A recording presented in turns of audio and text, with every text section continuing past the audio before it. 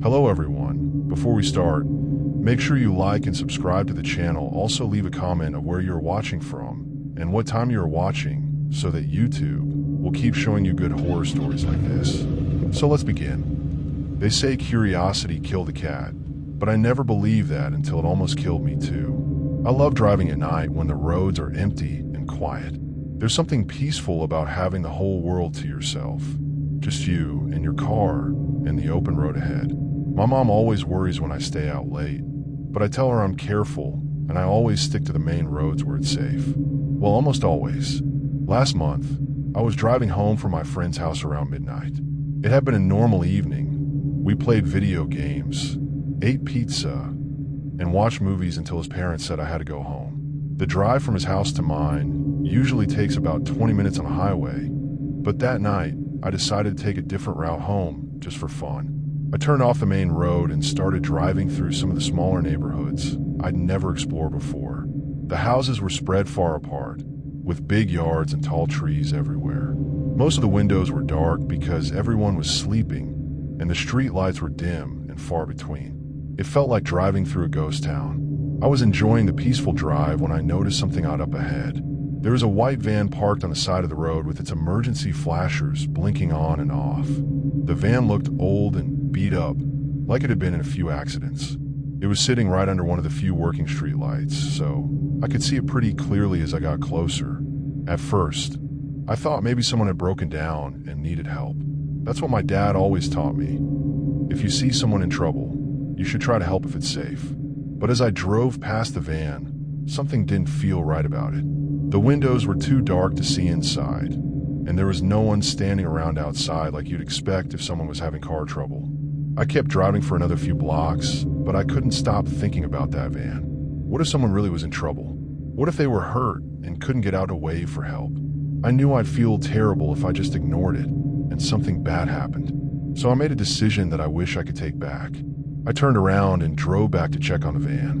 When I got there the second time, I parked my car about 50 feet away, just to be safe. I left my engine running and my lights on, so I could make a quick escape if I needed to. The van was still sitting there with its flashers going, but now I noticed something I had missed before.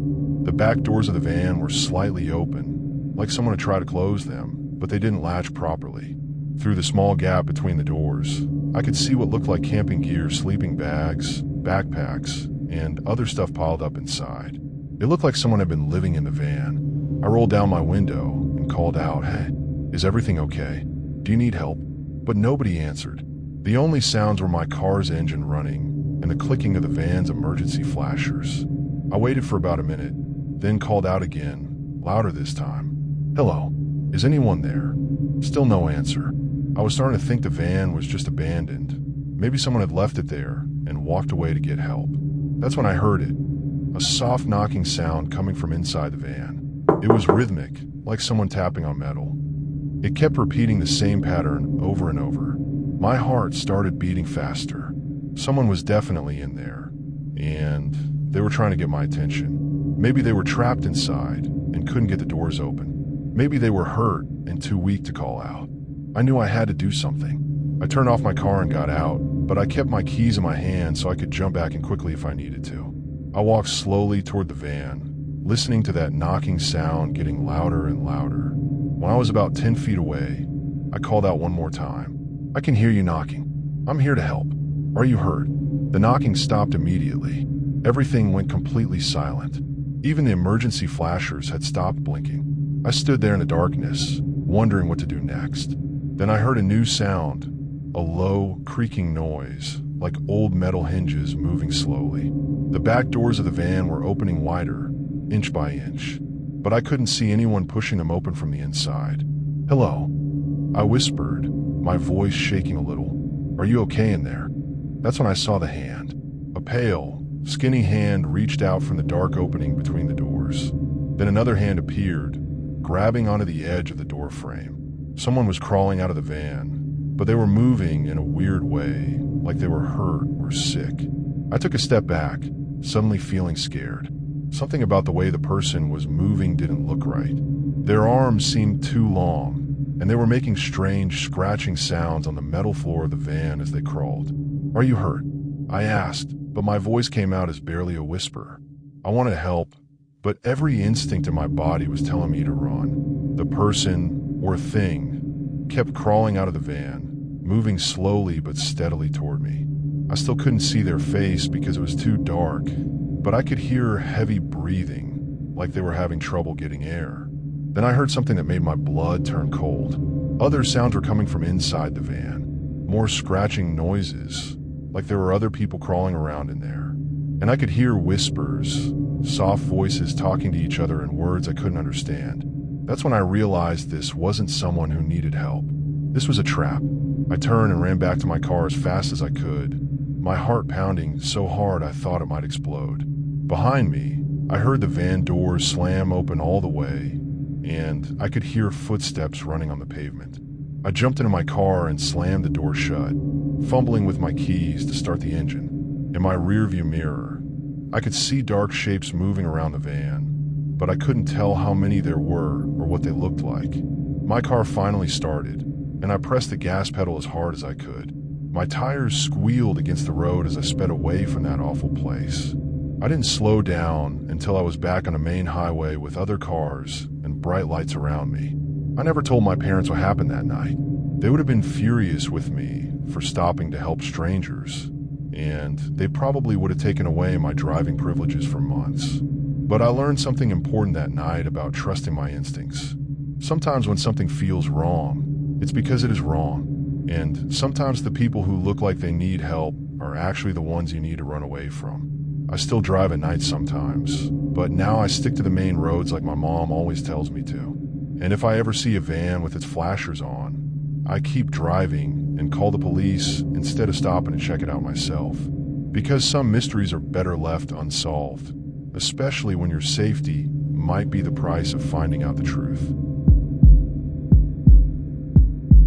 Sometimes the scariest monsters are the ones that drive cars just like the rest of us. I deliver food for a pizza place on weekends to make some extra money. It's not the best job, but it helps me pay for college. Most of the time, the deliveries are pretty normal, just driving around town, dropping off pizzas, and getting tips. But 3 weeks ago, I had a delivery that I'll never forget, no matter how hard I try. It was a Saturday night, around 11 o'clock, when I got a call for a delivery way out on the edge of town. The address was for a house on Cedar Road, which is this long, winding street that goes through the woods for about 10 miles before it reaches the newer neighborhood where rich people live. I'd only been out there once before, and I remembered it being kind of creepy because there are no street lights and hardly any other houses along the way. The order was pretty big, 3 large pizzas and some drinks, so I knew I'd get a good tip if I could find the place. I loaded everything into my small delivery car and started driving. The first few miles were fine, just regular city streets with plenty of light and other cars around. But once I turned onto Cedar Road, everything changed. The road got really narrow and started twisting back and forth through thick trees. My headlights could only shine so far ahead, and beyond that was just black darkness. There were no other cars anywhere, which wasn't too weird since it was getting late. I turned on my radio to keep myself company and try not to think about how isolated I felt out there. About 5 minutes into the drive, I noticed something strange in my rearview mirror.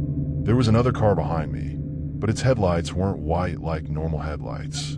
They were bright blue, almost like the color of a swimming pool. At first, I thought maybe it was just some kind of fancy sports car with special lights, but something about it made me feel uncomfortable. The blue headlights stayed behind me for the next few miles, always keeping the same distance. When I slowed down to read street signs, the car slowed down too. When I sped up a little, it sped up to match. It was like the driver was copying everything I did, but they never tried to pass me or get closer. I started getting nervous. Cedar Road doesn't have many places to turn around, and I was still at least 5 miles away from the delivery address. I thought about pulling over to let the other car pass, but there weren't any safe spots to stop. The road was too narrow, and there were deep ditches on both sides. As I kept driving, the blue headlights began to feel more and more threatening. I couldn't see the actual car behind the lights because they were so bright, but I could tell it was bigger than mine. Maybe a pickup truck or a van. The lights were mounted high up, which made them shine right into my mirrors and hurt my eyes. I tried to focus on finding the house I was supposed to deliver to, but it was hard to concentrate with those weird blue lights following me. I checked the GPS on my phone, and it showed I still had 3 more miles to go. The road was getting even more twisty, and I had to drive slower and slower to stay safe. That's when the car behind me started acting really strange. Instead of staying back like it had been doing, it began moving closer. Not super close, but close enough that I could see it was definitely a big black truck. The blue headlights were some kind of special bulbs that the owner had put in to replace the normal ones. I was getting scared now. Why would someone follow a pizza delivery car for so long? Why would they have those weird blue lights? And why were they getting closer instead of just passing me? I decided to test something. I slowed down to about 15 miles per hour, thinking maybe the truck would finally go around me. But instead of passing, it slowed down too, staying right behind me. The blue lights were so bright now that my whole car was filled with their glow, making it even harder to see the road ahead. My heart was beating really fast. I reached for my phone to call my boss or maybe the police, but when I looked at the screen, there were no signal bars. I was too far out in the woods to get a good connection. I was completely on my own, just when I thought things couldn't get worse. The truck started flashing its lights at me. Not like normal turn signals, but the headlights themselves were turning on and off in a pattern. It was like the driver was trying to send me some kind of message, but I had no idea what it meant. I pressed harder on the gas pedal, trying to create some distance between us, but the truck matched my speed perfectly. Those blue lights stayed right behind me, flashing their strange pattern over and over again. I was so scared I could barely think straight.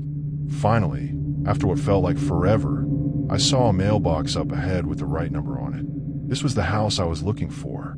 I quickly turned into the driveway, hoping the truck would just keep going down the road and leave me alone. But it didn't. The truck slowed down and stopped right at the end of the driveway, blocking my way back to the road. The blue headlights were pointed right at my car, and I couldn't see anything beyond them. I was trapped.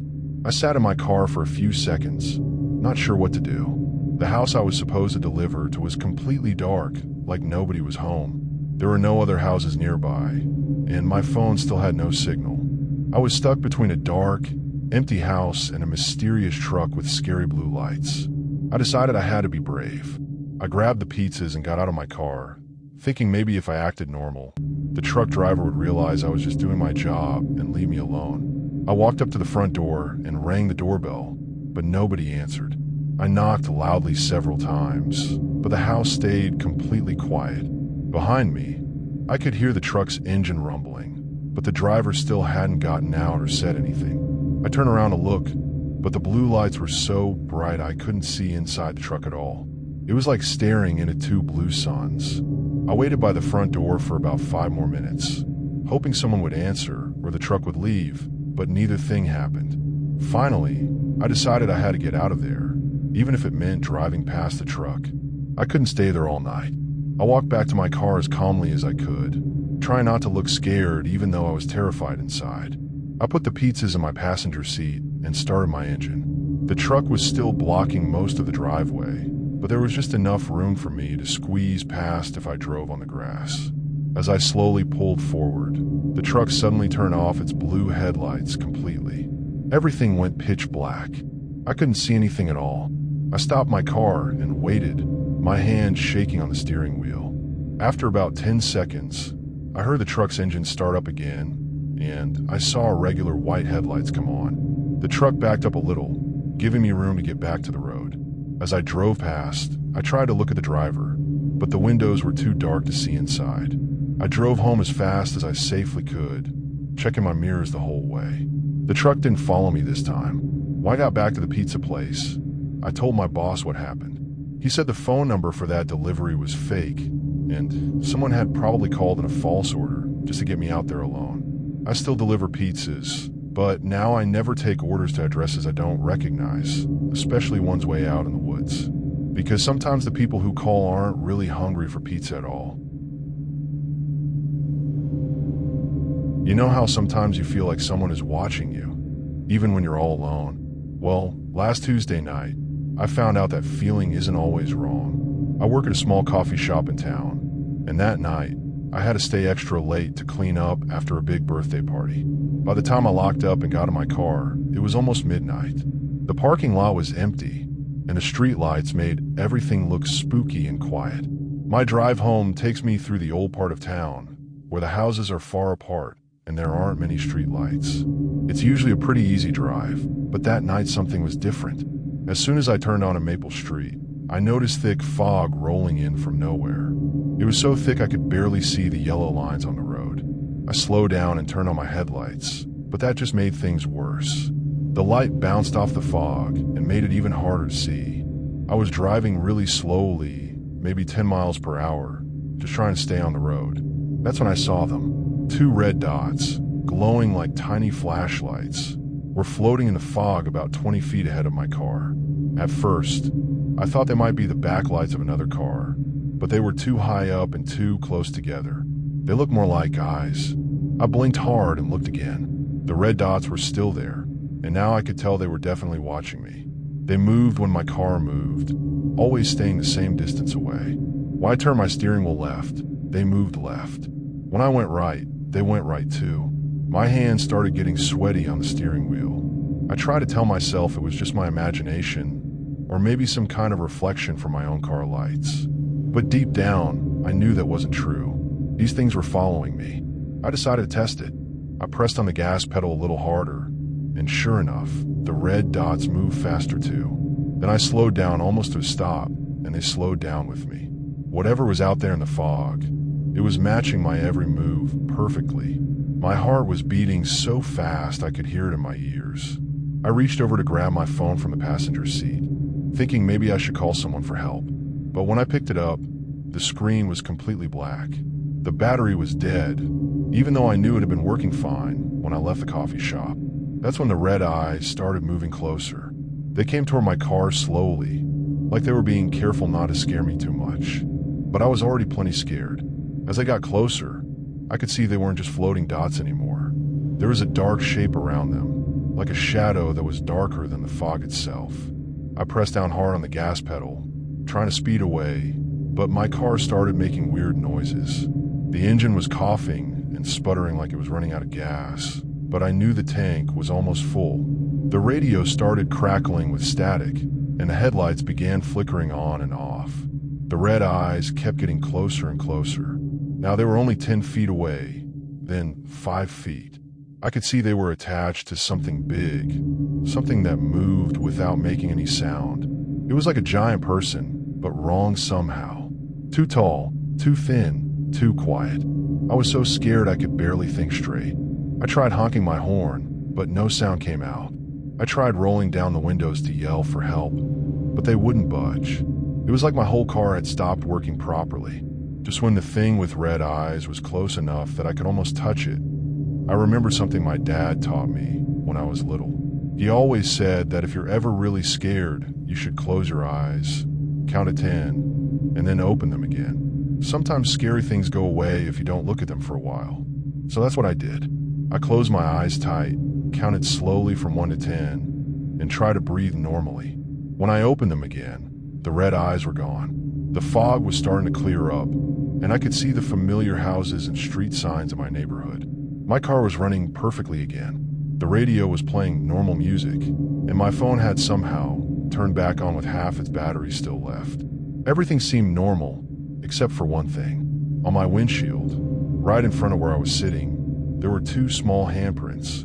They looked like they were made by someone pressing their palms against the glass from the outside. But these weren't normal handprints. They were too big, with fingers that were too long and thin to belong to any person I'd ever seen. I drove straight home and parked in my driveway, but I was too scared to get out of the car for almost 10 more minutes. I kept looking in my mirrors, checking to make sure nothing was following me.